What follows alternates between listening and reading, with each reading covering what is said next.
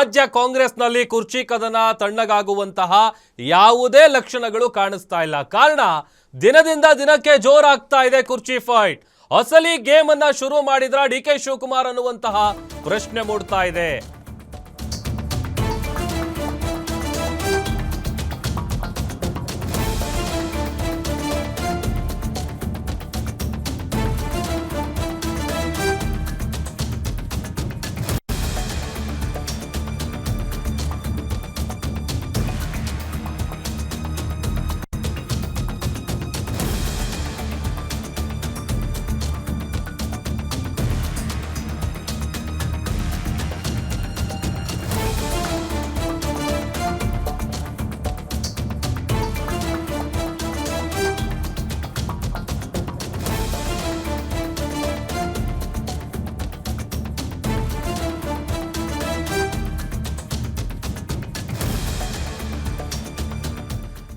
ಕಾಂಗ್ರೆಸ್ನಲ್ಲಿ ದಿನದಿಂದ ದಿನಕ್ಕೂ ಜೋರಾಗ್ತಾ ಇದೆ ಕುರ್ಚಿ ಕದನ. ಅಸಲಿ ಗೇಮ್ ಅನ್ನ ಶುರು ಮಾಡಿದ್ರ ಡಿಸಿಎಂ ಡಿ.ಕೆ. ಶಿವಕುಮಾರ್.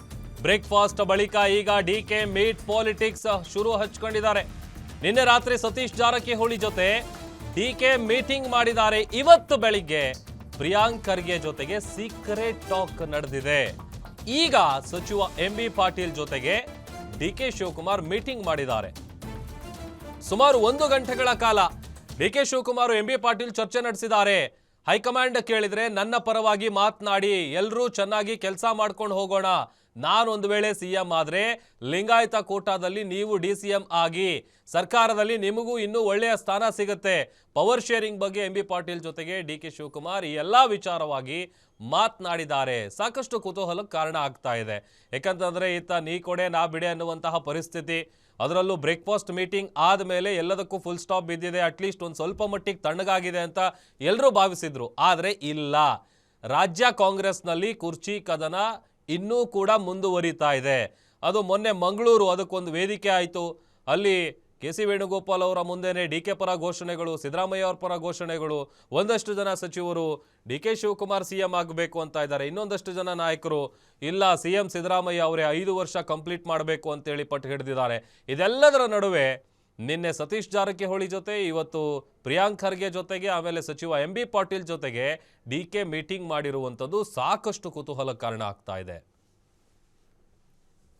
ಮತ್ತಷ್ಟು ಡೀಟೇಲ್ಸ್ ಕೊಡ್ತಾರೆ ನಮ್ಮ ಪೊಲಿಟಿಕಲ್ ರಿಪೋರ್ಟರ್ ದುರ್ಗೇಶ್ ದೂರವಾಣಿ ಸಂಪರ್ಕದಲ್ಲಿ ಜಾಯ್ನ್ ಆಗಿದ್ದಾರೆ. ದುರ್ಗೇಶ್, ಸದ್ಯಕ್ಕಂತೂ ಕಾಂಗ್ರೆಸ್ನಲ್ಲಿ ಕುರ್ಚಿ ಫೈಟ್ ತಣ್ಣಗಾಗುವಂತ ಯಾವುದೇ ಲಕ್ಷಣ ಕಾಣಿಸ್ತಾ ಇಲ್ಲ. ಎಲ್ಲೋ ಒಂದ್ ಕಡೆ ಅಸಲಿ ಗೇಮ್ ಶುರು ಮಾಡಿದ್ರ ಡಿ.ಕೆ. ಶಿವಕುಮಾರ್ ಅನ್ನುವಂತ ಪ್ರಶ್ನೆ, ಕುತೂಹಲ ಇದೆ. ಖಂಡಿತ ಪ್ರಭು, ಡಿ.ಸಿ.ಎಂ ಡಿ.ಕೆ. ಶಿವಕುಮಾರ್ ಅವರ ಸೈಲೆಂಟ್ ಗೇಮ್ಗಳು ಸಾಕಷ್ಟು ರಾಜಕೀಯ ಮೇಲೆ ಪರಿಣಾಮವನ್ನ ಬೀರ್ತಾನೆ ಇರ್ತವೆ. ಅದರಲ್ಲೂ ಕೂಡ ನಾನು ಸಿಎಂ ಆಗ್ಬೇಕು ಅನ್ನುವಂತ ಕನಸು ಕಾಣ್ತಿರುವಂತ ಡಿ.ಕೆ. ಶಿವಕುಮಾರ್ ಅವರು ಇದೀಗ ತಂತ್ರಗಳ ಮೇಲೆ ತಂತ್ರ ಹೂಡುವ ಮೂಲಕ ತಾವು ಸಿಎಂ ಪಟ್ಟವನ್ನ ಏರಲೇಬೇಕನ್ನುವ ನಿಟ್ಟಿನಲ್ಲಿ ಒಂದು ತಯಾರಿಯನ್ನು ನಡೆಸಿದ್ದಾರೆ ಅನ್ನುವಂತ ಮಾಹಿತಿ ಸಿಗ್ತಾ ಇರುವಂತದ್ದು. ನಿನ್ನೆ ರಾತ್ರಿ ಅಷ್ಟೇ ಸತೀಶ್ ಜಾರಕಿಹೊಳಿ ಅವರ ಜೊತೆಗೆ ಮದುವೆ ಸಮಾರಂಭದಲ್ಲಿ 40 ನಿಮಿಷಗಳ ಕಾಲ ಚರ್ಚೆ ನಡೆಸಿದ್ರು. ಬೆಳಿಗ್ಗೆ ಪ್ರಿಯಾಂಕ್ ಖರ್ಗೆ ಅವರ ಜೊತೆಗೆ ಅರ್ಧ ಗಂಟೆಗಳ ಕಾಲ ಮಾತುಕತೆಯನ್ನು ನಡೆಸಿದ್ರು. ಇವತ್ತು ಇಂಡಸ್ಟ್ರಿಯಲ್ ಡಿಪಾರ್ಟ್ಮೆಂಟ್ ನ ಒಂದು ನೂತನ ಕಟ್ಟಡದ ಒಂದು ಉದ್ಘಾಟನಾ ಕಾರ್ಯಕ್ರಮದಲ್ಲೂ ಕೂಡ ಎಂ.ಬಿ. ಪಾಟೀಲ್ ಅವರ ಜೊತೆಗೆ 1 ಗಂಟೆಗಳ ಕಾಲ ಚರ್ಚೆ ಮಾಡಿರುವಂತದ್ದು ಬಹಳ ಕುತೂಹಲ ಮೂಡ್ತಾ ಇದೆ. ಪ್ರಮುಖವಾಗಿ ಸಿಎಂ ಸಿದ್ದರಾಮಯ್ಯ ಅವರ ಅನಿವಾರ್ಯ ಪರಿಸ್ಥಿತಿಯಲ್ಲಿ ಬದಲಾವಣೆ ಆದ್ರೆ, ನಾನು ಸಿಎಂ ಆದ್ರೆ ಒಂದಿಷ್ಟು ಡಿ.ಸಿ.ಎಂ ಸ್ಥಾನಗಳನ್ನು ರಚನೆ ಮಾಡೋದಾಗಿ ಕೂಡ ಚರ್ಚೆ ನಡೀತಾ ಇದೆ. ಹೀಗಾಗಿ ಆ ವಿಚಾರಕ್ಕೆ ಸಂಬಂಧಪಟ್ಟಂತೆ ಡಿ.ಸಿ.ಎಂ ಡಿ.ಕೆ. ಶಿವಕುಮಾರ್ ಎಂ.ಬಿ. ಪಾಟೀಲ್ ಅವರ ಜೊತೆಗೆ ಚರ್ಚೆನ ನಡೆಸಿದ್ದಾರೆ ಅನ್ನುವಂತ ಮಾಹಿತಿ ಸಿಗ್ತಾ ಇದೆ. ಜೊತೆಗೆ ಈ ರೀತಿಯ 3 ಸಿಎಂಗಳನ್ನ ಮತ್ತು 3 ಡಿ.ಸಿ.ಎಂಗಳನ್ನ ರಚನೆ ಮಾಡೋದೇನಾದ್ರೂ ತಂತ್ರದ ಮೂಲಕ ತಮ್ಮ ಒಂದು ಬೆಂಬಲಕ್ಕೆ ನಿಲ್ಲಿ ಅನ್ನುವಂತ ಒಂದು ಸ್ಟ್ರಾಟಜಿಯನ್ನ ಡಿ.ಸಿ.ಎಂ ಡಿ.ಕೆ. ಶಿವಕುಮಾರ್ ಅವರು ಮಾಡ್ತಿದ್ದಾರೆ ಅನ್ನುವಂಥದ್ದು ಬಹಳ ಚರ್ಚೆ ಆಗ್ತಾ ಇದೆ. ಪ್ರಮುಖವಾಗಿ ಮೊನ್ನೆ ಅಷ್ಟೇ ಕೆ.ಸಿ. ವೇಣುಗೋಪಾಲ್ ಅವರನ್ನ ಸಿಎಂ ಸಿದ್ದರಾಮಯ್ಯ ಅವರು ಭೇಟಿಯಾದ ಬಳಿಕ ಡಿ.ಸಿ.ಎಂ ಡಿ.ಕೆ. ಶಿವಕುಮಾರ್ ಅವರು ಫುಲ್ ಆಕ್ಟಿವ್ ಆಗಿದ್ದಾರೆ.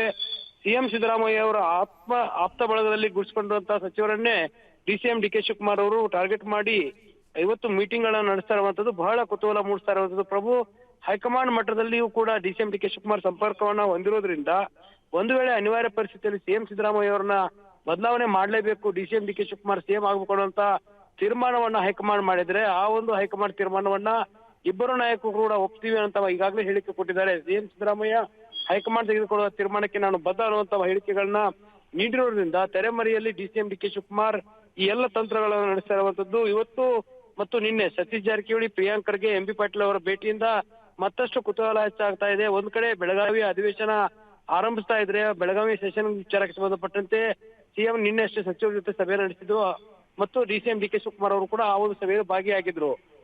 ವಿಧಾನಸಭೆಯ ಒಂದು ಏನು ಅಧಿವೇಶನದ ಬಳಿಕ ಏನಾದ್ರೂ ರಾಜ್ಯದಲ್ಲಿ ಬದಲಾವಣೆ ಆದ್ರೆ ಒಂದು ನನಗೆ ಬೆಂಬಲ ಇರಲಿ ಅನ್ನುವ ನಿಟ್ಟಿನಲ್ಲಿ ಈ ಎಲ್ಲ ಸಭೆಗಳನ್ನ ಮಾಡ್ತಿದ್ರ ಅನ್ನುವಂತ ಕುತೂಹಲ ಮೂಡ್ತಿರುವಂತದ್ದು. ಪ್ರಭು ದುರ್ಗೇಶ್, ಈ ಮೀಟ್ ಪಾಲಿಟಿಕ್ಸ್ ಎಷ್ಟರ ಮಟ್ಟಿಗೆ ಡಿ ಕೆ ಶಿವಕುಮಾರ್ ಕೈ ಹಿಡಿಬಹುದು, ಪ್ಲಸ್ ಎಷ್ಟು ಆಗ್ಬೋದು ಅವರಿಗೆ ಅಂತ?